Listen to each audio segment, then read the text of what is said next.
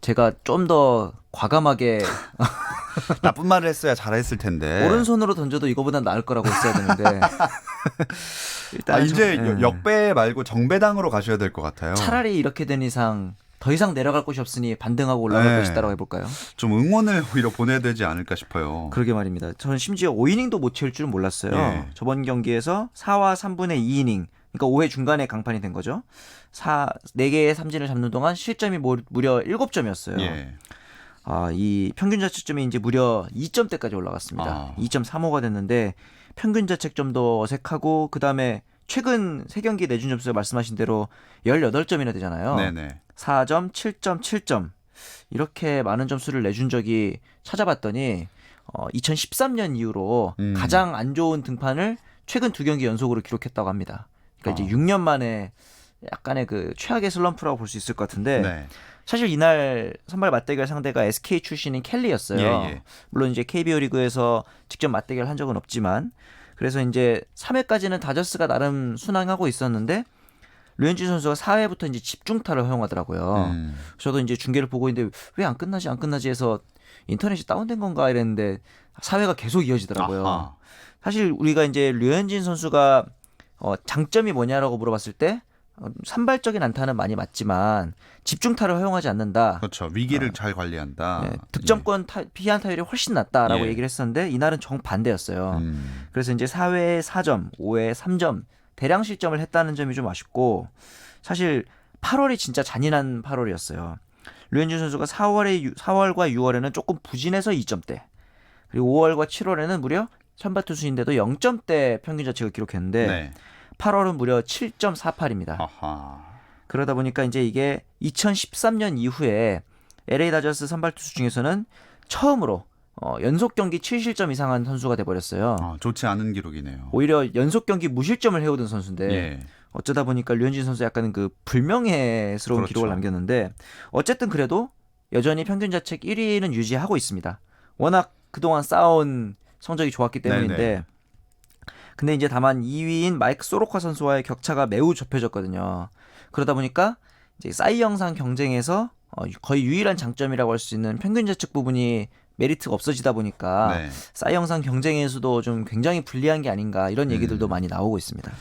싸이 영상도 물론 중요하겠지만 그래도 시즌을 성공적으로 마무리해야 되기 때문에 한 템포 저는 좀 쉬어가는 게 좋지 않나 생각했는데 예정대로 등판을 하네요.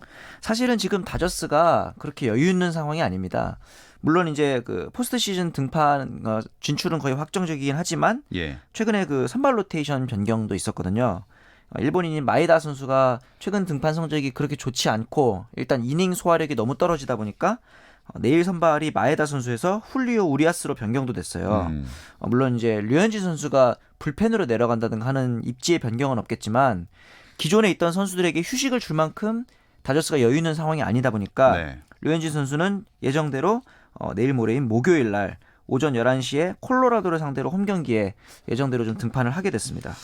이 콜로라도 로키스전 정말로 류현진 선수에겐 중요할 것 같아요. 그렇죠. 그나마 다행인 거는 현재 지금 콜로라도와의 경기에서 1차전에서 다저스가 굉장히 활화산 타격을 보였거든요. 근데 이제 오히려 이게 반대로 생각하자면은 이렇게 콜로라도의 경기에 초반에 활화산 타격을 보여주고 네. 막상 류현진 선수가 등판하면은 타선이 식는 게 아닌가.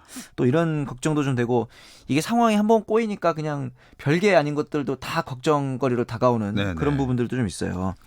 그런데 이제 콜로라도 같은 경우에는 부진에 빠졌던 저번에 그 쿠어스필드에서 난타를 당했잖아요. 네.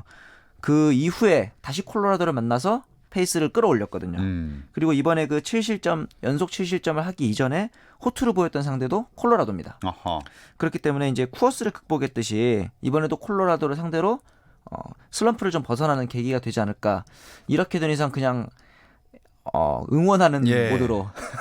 제발. 예. 사실 저희가 응원을 안 한다고 싫어해서 안 한 게 아니라 그럼요. 자꾸 틀리니까 응원을 안 했던 건데 이제는 정말 응원을 해야 되는 상황이 온 것 같습니다. 좀 더 혼을 모아서 예. 간절하게 이제 응원을 하고 경기도 좀 경건한 자세로 보도록 해야겠습니다. 9월 5일 목요일 오전 11시 10분 네네. 경건한 마음으로 한번 지켜보겠습니다. 그렇죠. 자, 류현진 선수 얘기를 해봤고 추신수와 최지만 선수는 최근 활약이 어떤가요? 예전에 제가 그 코리안 메이저리거들의 활약이 뭐랄까 약간 그 총량 보존의 법칙이 있는 게 아닌가 싶을 정도로 네네. 류현진 선수가 이달의 선수를 타고 있을 때는 최지만 선수와 추신수, 강정호 선수도 그랬고 부진했는데 최근에 류현진 선수가 페이스가 좀 안 좋으니까 갑자기 또 추신수 선수가 페이스가 올라오고 있어요. 일단 그 전부터 계속 걱정했었던 장타력이 높아져가지고 이번에 또 양키 스타디움에서 시즌 21호포를 쏘아 올렸습니다. 이렇게 되면서 이제 본인의 시즌 최다 기록인 22개는 한개 차로 접근을 했고요. 이 페이스대로 계속 홈런을 친다면은 개인 최다 기록인 22개는 너끈히 갱신하고 아마 24개까지도 칠 수 있지 않을까 이런 예상이 좀 나오고 있는데 사실 추신 선수가 굉장히 노장에 가깝잖아요. 네. 그러다 보니까 작년에도 그랬고 올해도 극후반기로 들어서부터는 페이스가 많이 떨어져요. 작년에도 이대로면 30홈런도 치겠는데 했으나 후반기 들어서 페이스가 너무 안 좋았고 올해도 후반기에 들어서부터는 이제 장타율이 많이 떨어지고 있는데 이 부분을 추신 선수가 작년의 실패를 좀 교훈 삼아서 좀 슬기롭게 대처했으면 하는 바람입니다. 그리고 이제 최지만 선수가 앞서 그 프리미어 12 예비 엔트리에 탈락했다고 말씀을 해주셨는데 사실 이게 왜 그러냐면은 MLB에서 현재 주전 선수로 뛰고 있는 선수는 메이저리그 사무국이 출전 허가를 내주지 않아요. 그런데 이제 최지만 선수가 좀 애매합니다. 주전인 것 같기도 하고 교체 로테이션 멤버인 것 같기도 하고 그래서 이제 애매하지만 일단은 주전으로 간주했기 때문에 예비 엔트리에서는 탈락을 한 것 같아요. 그러나 예비 엔트리 안에서도 언제든지 변경이 가능한 게 최종 엔트리이기 때문에 더군다나 지금 우리나라 국가대표 타선을 보면 좌타 거포가 없어요. 지금 김지환 선수도 좀 부진하고 최영호 선수도 나이가 좀 많고 그래서 이런 부분에 있어서 대표팀이 좌타 거포의 대안으로 최지만 선수를 선택할 수도 있을 것이다. 이런 전망도 나오고 있습니다. 저는 예비 엔트리가 뽑히면 그 안에서만 하는 줄 알았는데 최종 엔트리와는 또 약간 별개인가 보네요. 만약에 이제 선수들이 기존 선수가 부상이 생기거나 피치 못할 사정이 생긴다면은 예비 엔트리 내에서 변경이 가능한데 여기서 말하는 피치 못할 사정이라는 게 굉장히 좀 다양하잖아요. 그러다 보니까 이제 최지만 선수에게도 아직 문은 열려 있는 거죠. 그렇군요. 자, 그럼 다음으로는 정현호 PD의 시선을 사로잡은 이슈나 화제의 장면을 되짚어보는 정현호의 핫 클립으로 넘어가겠습니다. 오늘은 어떤 이야기인가요? 류현진 선수와 경쟁을 하고 있는 맥스 슈어저, 제이콥 디그롬 이 선수가 류현진 선수의 등판 전날인 내일 선발 맞대결을 펼칩니다. 간절한 기운을 모아서 타격전을 기대해봐야 되지 않을까. 많이 맞아라 둘 다. 신나는 타격전이 펼쳐지길 좀 기대해보겠는데 반면에 이제 이게 다 내셔널리그 싸이 영상이잖아요. 아메리칸 리그 싸이 영상은 저스틴 벌랜더 선수로 거의 확정이 됐습니다. 왜냐면은 2일 날 벌랜더 선수가 통산 3번째 노히트 노런을 했어요. 이 메이저리그 전체 역사를 통틀어서도 개인이 통산 3번이나 노히트 노런을 한 선수는 단 6명밖에 없었거든요.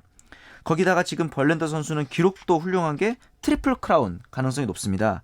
다승 1위, 평균 자책도 1위, 최다 이닝도 1위인데 이제 트리플 크라운을 따질 때 나오는 탈삼진만 이제 그 팀 동료인 게리 콜 선수에게 9개 뒤진 2위인데 이 부분도 저번처럼 벌랜더 선수가 각성을 한다면은 트리플 크라운이 가능하지 않을까 이런 기대를 좀 현지에서 많이 하고 있더라고요. 좋습니다. 또 어떤 선수의 어떤 이야기들이 메이저리그 팬들의 관심을 모았을까요? 클리브랜드 인디언스의 카를로스 카라스코라는 선수가 있습니다. 이 선수가 이제 한때 추신수 선수랑도 같이 뛰었고 굉장히 촉망받는 선발 유망주였는데 어느 순간 안 보여서 알아봤더니 백혈병 진단을 받았었어요. 그래서 이제 한동안 이제 투병을 하다가 마운드에 최근에 복귀를 했습니다. 그래서 이제 1이닝 동안 템파베이전에서 무실점하면서 팬들의 또 기립박수를 받으면서 내려갔는데 아직은 이제 재활 중이기 때문에 선발 로테이션에 합류는 하지 않았지만 이대로면은 좀 재활 치료를 받으면서 빠른 시일 내에 좀 좋은 모습으로 돌아오지 않을까 팬들이 좀 그런 기대를 하고 있는 것 같고 신시내티의 이제 프레디 갈비스 선수가 이제 플라이를 치고 아웃을 당했어요. 그다음에 이제 복귀하는 도중에 원래는 이렇게 뺑 돌아서 오는데 마운드를 밟고 들어오는 겁니다. 근데 이게 사실 그 야구에서 마운드라는 건 굉장히 신성시되는 부분이거든요. 그래서 이제 그 와중에 말다툼이 일어나면서 벤치 클리어링 발발했는데 이제 팬들의 의견도 굳이 딴 데 많은데 걸로 가서 밟았어야만 했냐 하는 의견도 있고 그래도 그렇지 이 뭐 밟으면 안 되는 것까지 있고 불문율이 너무 많은 거 아니냐 이런 의견도 있고 좀 분분한 상황입니다. 정현호 PD는 어떻게 생각하세요? 굳이 글로 갔어야 했나? 아니 뭐 다른 길이 있는데 뭐 주루 플레이 도중에 그렇게 충돌을 했으면 상관없지만 굳이 걸로 가서 심기를 자극하면서 이거는 쉽게 말해서 약간의 그 덤벼라 싸우자의 느낌이 좀 있기 약간 때문에 도발한 느낌이 좀 있죠. 그렇죠. 예. 그리고 메이저리그도 가을 야구 윤곽이 이제 드러날 때가 좀 되지 않았나요? 내셔널리그 같은 경우에는 다저스랑 애틀란타 브레이브스는 확정적인데 중부지구 안에서 세인트루이스와 시카고 컵스의 싸움이 좀 치열합니다. 그리고 이제 와일드카드 역시 워싱턴과 컵스의 싸움이 있고요. 반면에 아메리칸 리그 같은 경우에는 양키스, 휴스턴, 미네소타로 거의 확정이 됐어요. 네. 그나마 이제 최지만의 템파베이랑 클리브랜드의 와일드카드 싸움 정도가 좀 지켜볼 만한 관전 포인트인 것 같습니다. 자, 그럼 야구 이야기는 오늘 여기까지 나눠보겠습니다. 다음 주도 기대할게요. 정현호 스포츠 PD 고맙습니다. 감사합니다.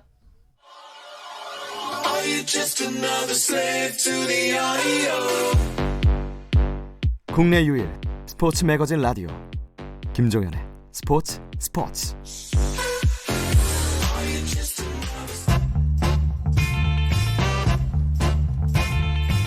김지한의 잡스. 졌지만 잘 싸웠다. 어젯밤 한국 남자 농구 대표팀을 두고 이런 말이 많이 붙었습니다.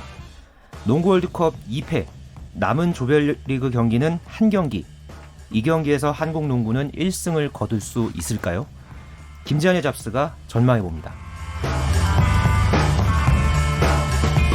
스포츠계의 다양한 이슈들을 만나는 시간입니다.